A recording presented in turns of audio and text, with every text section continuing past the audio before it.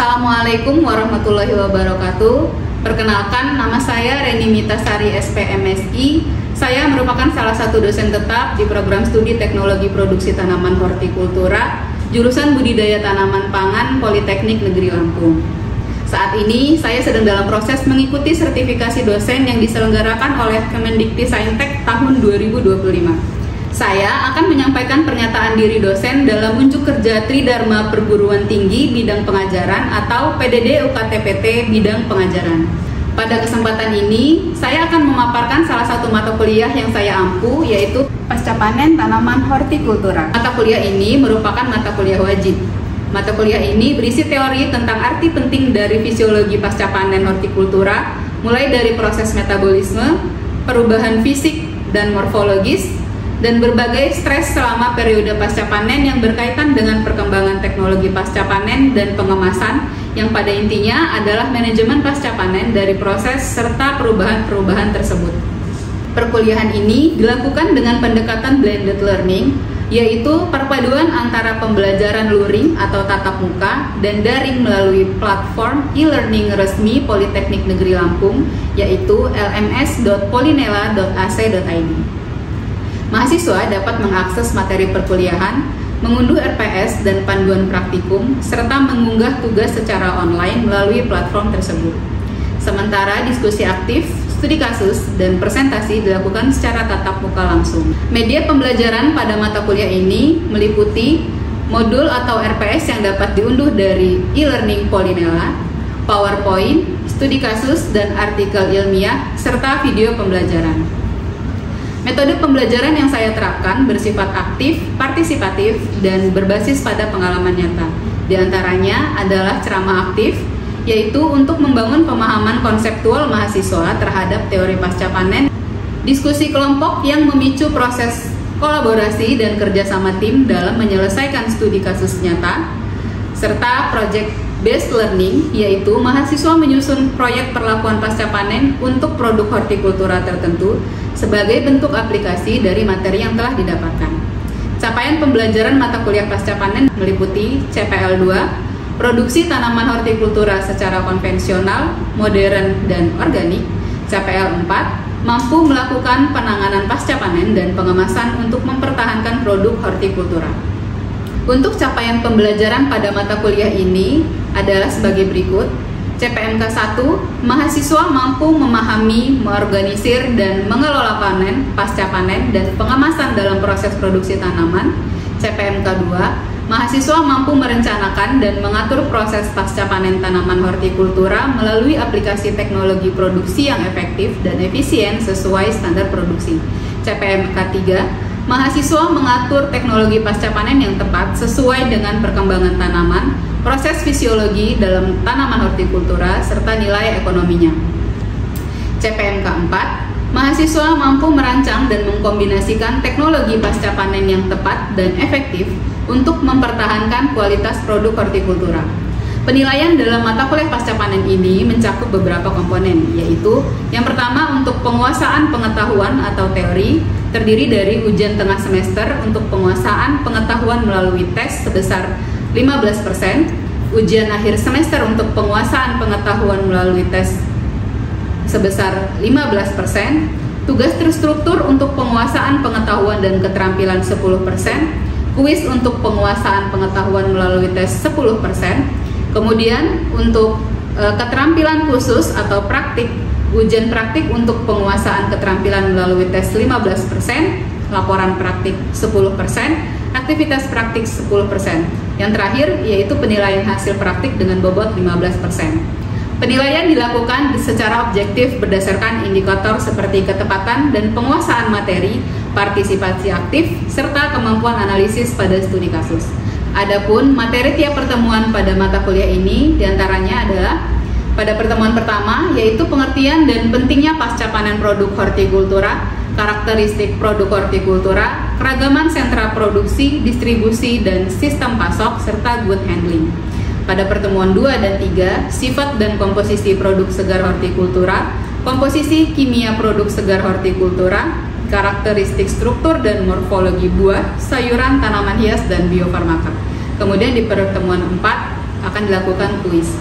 Untuk pertemuan 5 dan 6 yaitu konsep mutu produk hortikultura, faktor prapanen yang mempengaruhi mutu hasil tanaman hortikultura.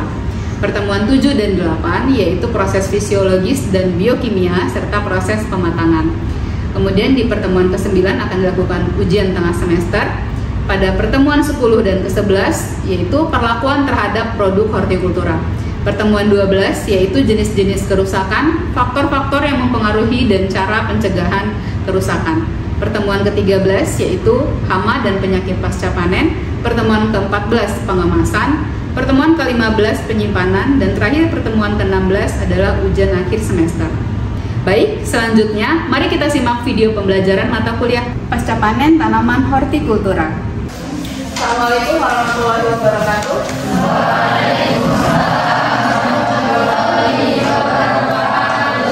Good morning. Jadi hari ini materi kita adalah pengemasan, ya. Pengemasan dan penyimpanan. Ada yang bisa menjelaskan nggak kemarin materinya apa pertemuan sebelumnya? Siapa namanya? Itu membahas materi tentang pengemasan produk hortikultura. Pengemasan produk hortikultura itu ada beberapa macam, Bu. Misalnya pengemasan primer, sekunder, dan tersier. Berarti minggu kemarin sudah dijelaskan beberapa jenis-jenis dari kemasan dan faktor-faktor yang akan mempengaruhinya. Oke, jadi proses penyimpanan itu adalah pembiaran produk pasca panen tanpa perlakuan apapun yang dilakukan di dalam satu struktur atau bangunan. Ya, ini proses penyimpanan ini bisa terjadi pada saat sorting, pada saat pengemasan, dan juga pada saat proses pengiriman atau transportasi produk pasca panen ke lokasi tujuannya, seperti itu. Kemudian yang selanjutnya yang masih termasuk dalam proses penyimpanan adalah proses pengangkutan atau transportasi produk. Ya, pada saat di pengangkutan ini karena produk disimpan bersama-sama, itu kita tidak boleh mencampur produk yang beretilen tinggi dan beretilen rendah. Kemarin sudah dapat materi tentang buah klimaterik dan non klimaterik. Oke. Kalau buah klimaterik etilennya tinggi atau rendah? Tinggi. Berarti yang non klimaterik etilennya rendah. Kenapa buah etilen tinggi dan etilen rendah tidak boleh dicampur? Satu-satu. Siapa yang bisa ngomong? Berkaitan dengan apa? Pemasakan. Oke. Berarti gas etilen ini semakin tinggi gas etilen yang dihasilkan, maka pemasakan semakin cepat. Oke. Jadi kenapa? Kalau misalnya ada buah yang etilennya tinggi dan etilennya rendah dicampur, kenapa tidak boleh kaitannya dengan pemasakan tadi? Ya. Kenapa buah yang beretilen tinggi tidak boleh dicampur dengan buah yang beretilen rendah? Karena nanti dia dapat mempengaruhi buah yang beretilen rendah itu, Bu. Jadi nanti dari buah yang beretilen tinggi itu mempengaruhi kemasakan dari buah beretilen rendah. Oke. Misalnya gini, buah pisang itu adalah produk yang beretilen tinggi, sementara jambu biji itu adalah produk yang beretilen rendah.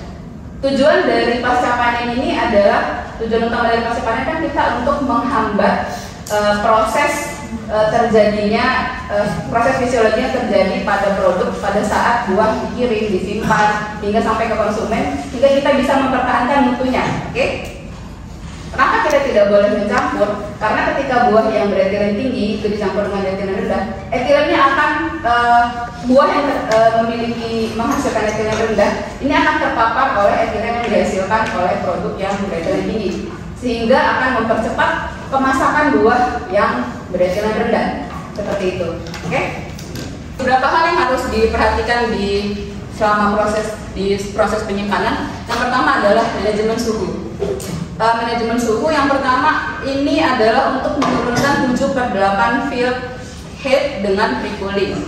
Kira-kira field head ini apa ya? Kalau diartikan satu-satu, field itu apa? Field itu apa? Lapang atau lahan, ya. Kemudian head itu apa? Panas. Oke, suhu tinggi. Kira-kira Ada yang bisa menggambarkan kira-kira artinya field head ini apa? Field head panas, kemudian lapang, lahan seperti itu. Ada yang tahu nggak kira-kira? Head itu suhu panas yang ada di buah yang dibawa dari lapangan. Ini adalah suhu panas yang dibawa oleh buah ketika buah saat dipanen. Oleh karena itu, pada saat proses pemanenan produk hortikultura itu sebaiknya dilakukan pada saat pagi hari sebelum matahari terbit, sehingga suhu lingkungan belum terlalu tinggi sehingga tidak mempengaruhi suhu dari produk hortikultura yang akan kita panen seperti itu. Menurunkan 7/8 field head ini dengan pre-cooling. Apa pre-cooling? Pre-cooling, cooling pendinginan, pre. Ayo, tunjuk tangan siapa yang bisa ngomong. Untuk menurunkan suhu dari lapang tadi menjadi lebih rendah. Sip. Atau produk pasca panen masuk ke penyimpanan sehingga disebutnya pre-cooling ya. Untuk menurunkan panas lapang yang tadi dibawa oleh produk hortikultura dari lapang. Nah, efisiensi pendinginan dari proses-proses pre-cooling ini bergantung pada waktu, suhu, kontak, dan metode pendinginan. Jadi semakin lama waktu penyimpanannya, maka suhunya akan lebih rendah, suhu produknya lebih rendah. Kemudian suhunya tentunya kalau semakin rendah. Tapi suhu ini juga ada catatannya ya. Ada beberapa buah itu yang akan terjadi chilling injury kalau misalnya terlalu rendah. Jadi ada rekomendasi suhu yang cocok untuk setiap produk hortikultura seperti itu. Kemudian kontak ini adalah ketika suhu dingin ini melewati permukaan dari produk hortikultura.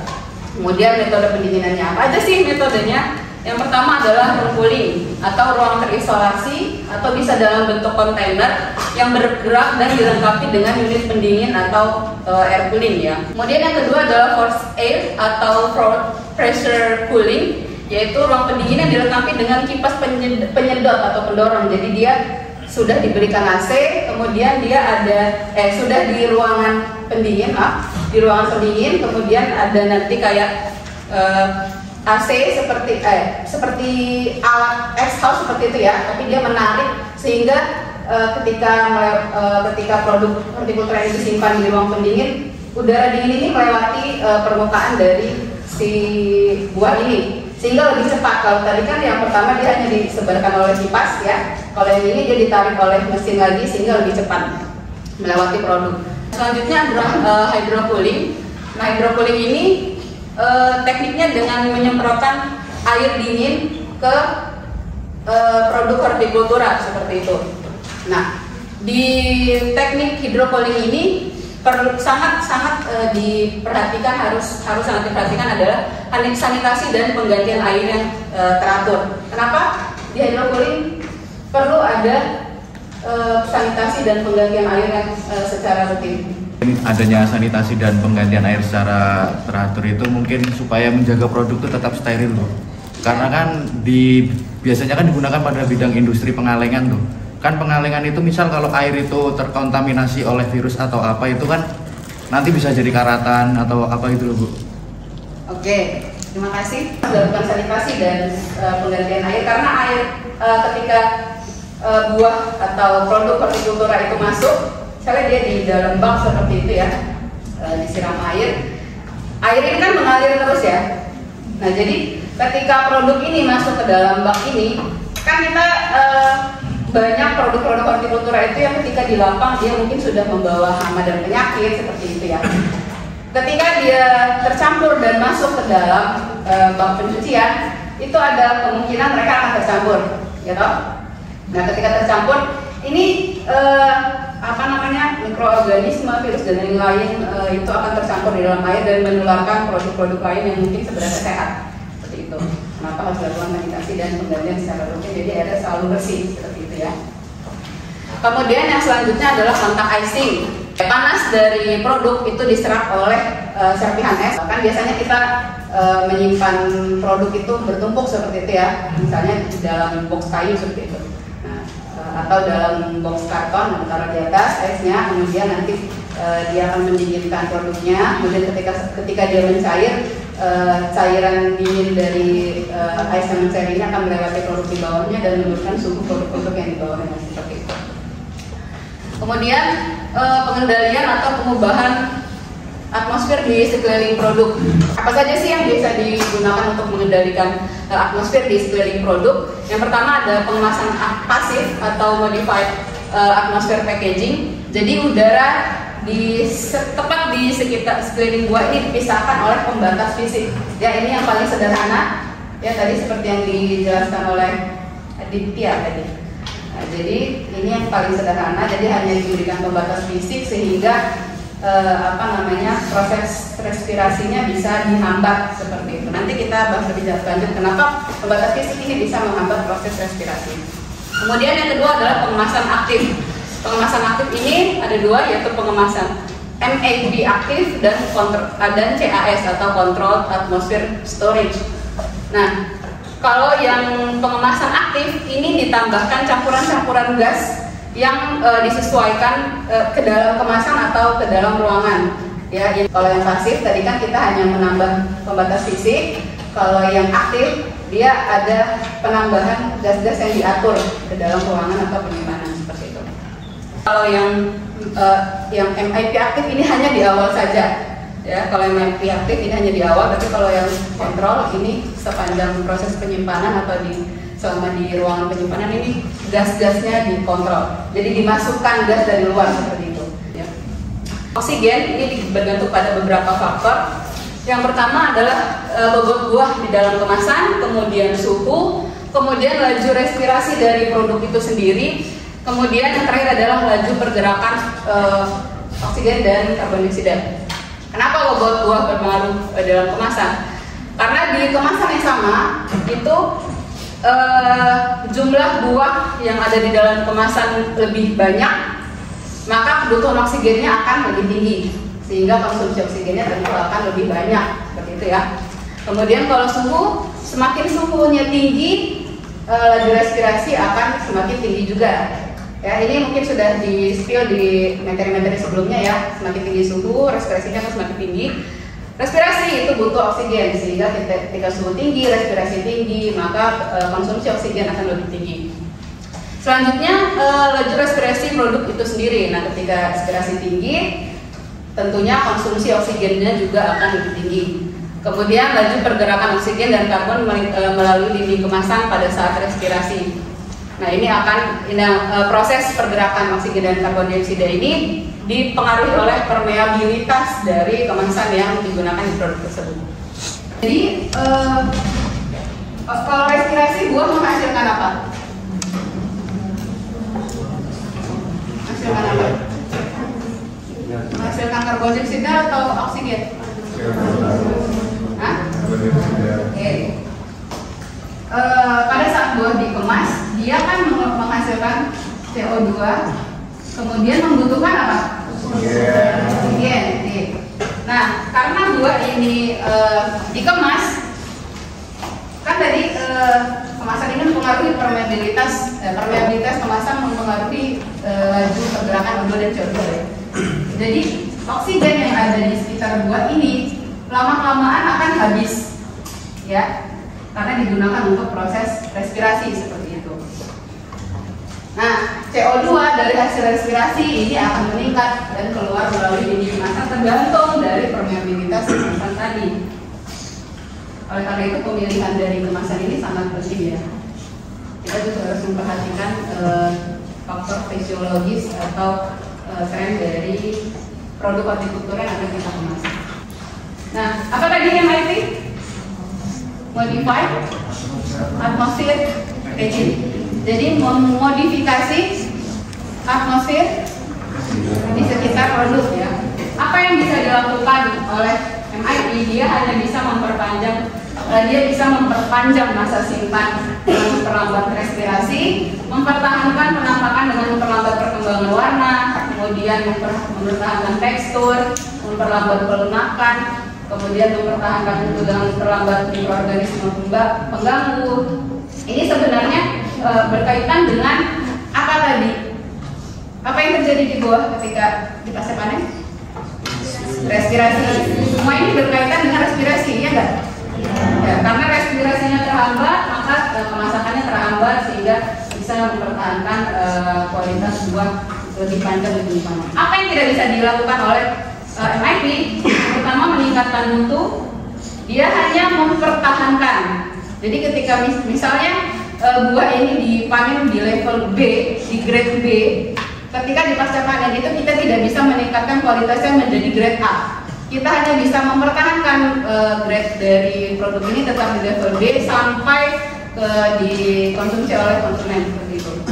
Kemudian dia juga tidak bisa terkait keamanan produk, jadi hanya sekedar melindungi seperti itu ya. Kemudian tidak bisa meningkatkan rasa atau kandungan dari produk itu sendiri. Nah, apa saja sih ini tadi apa namanya yang bisa dilakukan untuk menyerap oksigen yang ada di sekitar produk sehingga bisa menurunkan respirasi? Yang pertama, menambahkan penyerap oksigen atau oksigen scavenger. Jadi dengan menyerap oksigen ini oksigen akan berkurang sehingga tidak terjadi reaksi-reaksi di dalam produk hortikultura seperti itu. Selanjutnya itu penyerap etilen, karena tadi etilen bisa meningkatkan kemasakan ya. Jadi etilen ini juga berpengaruh ke proses pemasakan sehingga perlu adanya penambahan penyerap etilen sehingga bisa menghambat kemasakan dari produk. Ini beberapa produk yang nanti bisa dibaca ya. Ada penyerap dan pelepas CO2 ya, ini contoh-contoh produknya aja ya. Materinya sudah selesai. Kira-kira ada yang ingin ditanyakan dari apa yang sudah saya sampaikan? Bu, saya mau nanya, dari materi yang Ibu sampaikan tadi kan ada bahan penyerapnya seperti oksigen, etilen dan lain-lain. Apakah penggunaannya bisa digabungkan menjadi satu bersama-sama? Oke, jadi bahan penyerap oksigen dan bahan penyerap etilen ini bisa digunakan bersama-sama ketika di dalam kemasan ya. Karena fungsi dari masing-masing bahan ini kan berbeda-beda. Yang satu untuk menyerap oksigen, yang satu untuk menyerap etilennya. Sehingga ini diperbolehkan untuk digunakan bersama-sama dalam kemasan sehingga dapat mempertahankan mutu dan kualitas produk ketika disimpan. Saya ingin bertanya, dari seluruh tahapan pasca panen, apakah boleh jika salah satunya tidak diaplikasikan? Dan bagaimana dampaknya jika salah satu tahapan tidak dilakukan pada suatu produk hortikultura? Oke, untuk pertanyaan ini, apakah semua tahapan pasca panen ini wajib untuk diaplikasikan ke produk hortikultura?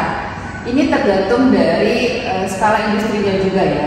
Misalnya pada industri besar seperti perusahaan hortikultura itu biasanya dia akan menggunakan seluruh tahapan pasca panen sehingga dipastikan produk ini masih memiliki kualitas dan mutu yang baik hingga dikonsumsi oleh konsumen, baik dari penentuan waktu panennya, kemudian teknik panennya, kemudian treatment di packing house, sampai dengan teknik dan penggunaan transportasi ketika produk ini dikirim ke konsumen. Tapi perbandingannya ketika level dari usaha industri ini juga, misalnya petani sederhana biasanya ya hanya sampai di level misalnya untuk pemanenan produk hortikultura untuk di tahap pre-cooling hanya digunakan seperti ruangan yang teduh seperti itu, ditumpuk saja biasa seperti itu, tidak ada treatment paling sekedar dicuci, dibersihkan produknya, kemudian diangkut dengan peralatan-peralatan yang sederhana seperti itu. Jadi ini tergantung dari level industrinya juga ya. Jadi semakin besar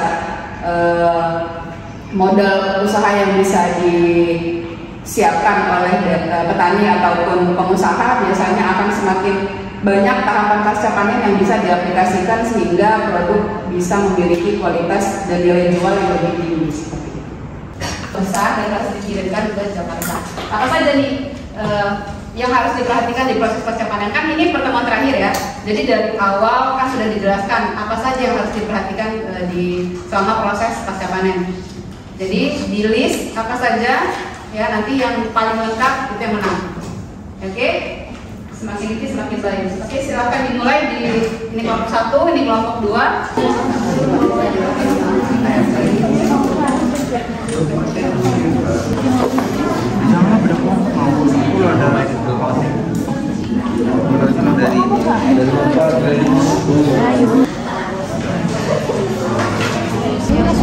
Oke, kelompok 2 sudah lebih detail lebih diri kemana. Kemudian perlakuan pasca panen, dibersihkannya menggunakan apa? Apakah disemprot air, apakah dicelupkan ke dalam bak pencucian, seperti itu. Kemudian kalau pendinginan, apa pendinginan yang digunakan? Apakah ruang hydrocooling, apakah ice cooling? Nah itu tadi poin-poinnya maksud saya kayak gitu ya. Kemudian di packingnya apa? Oh di packing net foam, kemudian dilapisi dengan wrapping atau dikemas dalam bentuk box seperti itu ya. Yang sudah saya sampaikan hari ini bermanfaat untuk kalian. Kemudian nanti kalau misalnya masih ada yang juga, kita berdiskusi lagi di WhatsApp atau